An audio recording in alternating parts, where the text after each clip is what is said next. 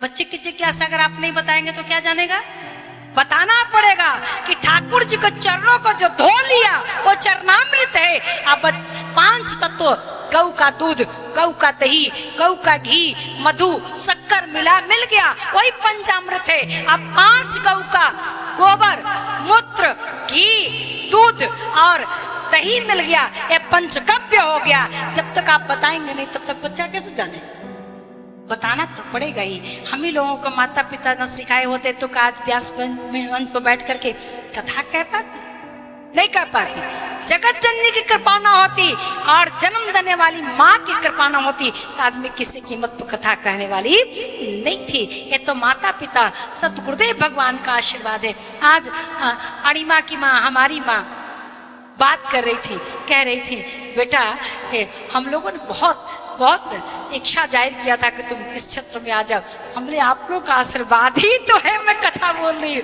अगर आपका गुरु जी का आशीर्वाद न होता तो कथा कहाँ बोल पाते, कहाँ बोल पाते? वस्तुतः भगवती बुलवा रही है, लेकिन गुरु तो माध्यम होता ही है, माता तो माध्यम होती ही है। माता पिता ना चाहे, मैं तो कहा करती हूँ, माँ चाहे तो पुत्र को, माँ चाहे तो पुत्र को बलवान बना दे, माँ चाहे तो पुत्र को विद्वान बना दे, माँ चाहे तो पहलवान बना दे, माँ चाहे तो शैतान बना दे, माँ चाहे तो भगवान बना दे। अगर माँ चाह लेगी तो पुत्र का निर्माण हो जाता है, इसमें कोई संशय नहीं है। आवश्यकता बेटियों को संस्कार देने की है तो बेटों को भी संस्कार देने की है। और यह दुर्गा पूजा तो देख रहे हैं, विजयदशमी हम मनाते हैं, विजय दशहरा मनाते हैं, इसी का तो प्रतीक है। एक माँ को कैसे सृजन करना चाहिए, एक माँ को कैसे दुर्गुणों का विनाश करना चाहिए, एक माँ को कैसे अपने बच्चे का भरण पोषण करना चाहिए, कैसे लालन पालन करना चाहिए। कि दुष्ट बच्चा हो जाए तो उसके मना स्थिति का, अंतःकरण में जो द्वेष है उसका कैसे संहार करना चाहिए, यही तो शस्त्र और शास्त्र का प्रतीक है भगवती दुर्गा।